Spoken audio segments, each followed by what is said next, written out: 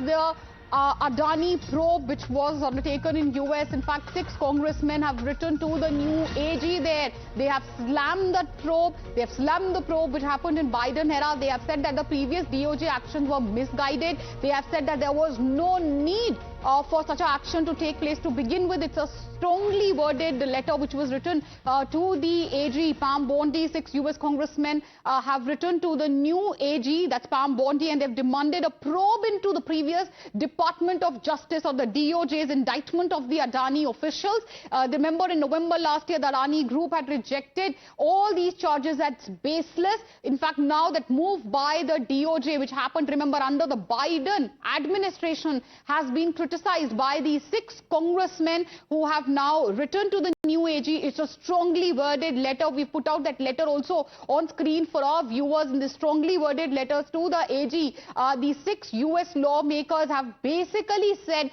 that the actions were uncalled for. That was a misguided crusade. Rishabh is joining us live on the broadcast. Rishabh, over to you. Take us through some of the key takeaways from this letter. Well, the major key takeaway is the 6 congressmen who have written to the Department of Justice, to the new Attorney General there, is that India and America, India and United States for that matter, have a mutual respect and mutual benefit from each other. And the way things have happened in past hampers that sentiment that has been cemented by President Trump and Prime Minister Narendra Modi in the past tenure as well.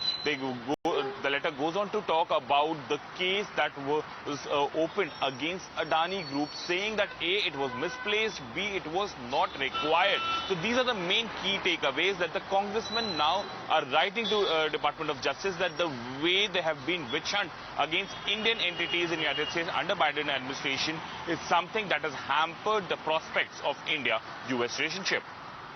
Well, absolutely. So they said that this could end up, or it obviously had the potential, or this sort of, as they call, misguided crusade came at the risk of harming America's relationship with a strategic geopolitical partner like India. Take us through exactly what they said as to how this probe could harm the India-US ties, and also underline that part where they say that the decision was unwise. In fact, the entire probe was uncalled for. Well, I'm just reading out from the letter, if I may. One such decision involves a questionable pursuit of case against the Adani Group, an Indian company whose executives are situated in India. This case rests on the allegation that preparations were made. Preparations were made by members of this company in India to bribe Indian officials, also exclusively located in India. Instead of deferring the case to an appropriate Indian authority, the Biden DOJ decided to push forward and indict the company's executive without any real injury to the US interest being present. So this is very clear. The congressman now saying that the way the whole case was pursued back in Biden days, it lacked the locus standi in the United States, given that even if we go by the allegations, and if there were any merit to the allegation, nothing was against the US interest, and therefore there was no locus standi of United States Department of Justice to pursue this case further. Instead, the Biden administration could have given it to the appropriate authority here in India. That did not happen. The letter also goes on to say that there was no compelling reason to pursue the case in a manner that could complicate relationship with the ally like India, unless some external factors were at play. So very clearly, the congressmen are calling it misguided, misjudged, and also without locus standi pursuing the case, which hampers the relationship with an ally like India, strategic ally like India.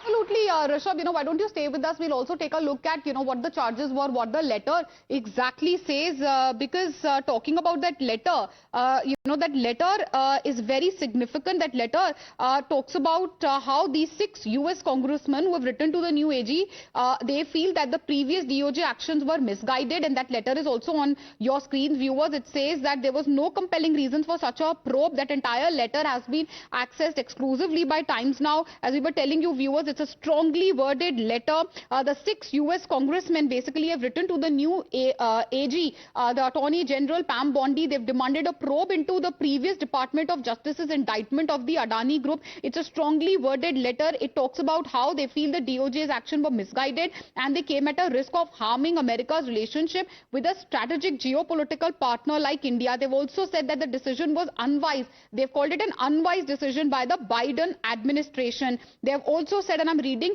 an excerpt from the letter, it says that the case rests only on allegations that preparations were made by members of the company in India to bribe officials. In fact, instead of deferring the case to appropriate Indian authorities, it was the Biden DOJ that decided to push forward and indict the company executive without any real injury to US interests being present. And then they go on to say that there was no compelling reason to pursue the case in such a manner that could have ended up complicating relations with an ally like India unless some external factors were at play. They end up calling it a misguided crusade, saying that it came at the risk of harming relations with a strategic partner like India. That is the significant takeaway from that letter. That letter has been accessed by us. That letter, obviously, we are putting out, for our viewers as well. In fact, talking about what's happening in the US at the moment, viewers, it's the US President Donald Trump who has now signed an executive order. They have directed the Justice Department to pause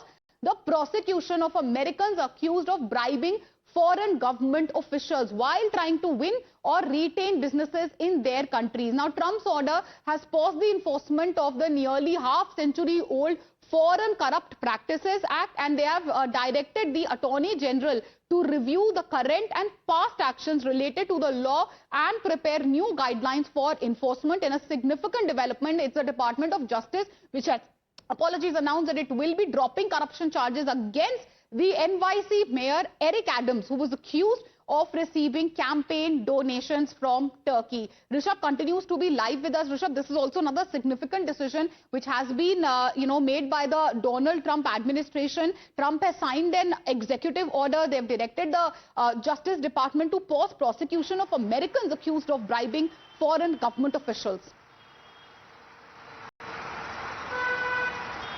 Well, definitely, when it comes to Donald Trump, since he has taken over the presidency for the second time on 20th of January, there have been a number of executive orders that is altering how things were back in Biden administration. And if we talk about this very, executive order where the foreign officials are to be indicted, the way United States is looking at its global policy right now is completely different from how it looked back in Biden days. And that's the reason that these executive orders are coming to light, and Donald Trump do understand that the way things were back in Biden administration needs to change, and that's the reason that we are seeing such executive orders coming at play. And especially when it comes to Donald Trump has been very clear that America's interests, US interests will be paramount, and all these executive orders are in line with that stand of Donald Trump.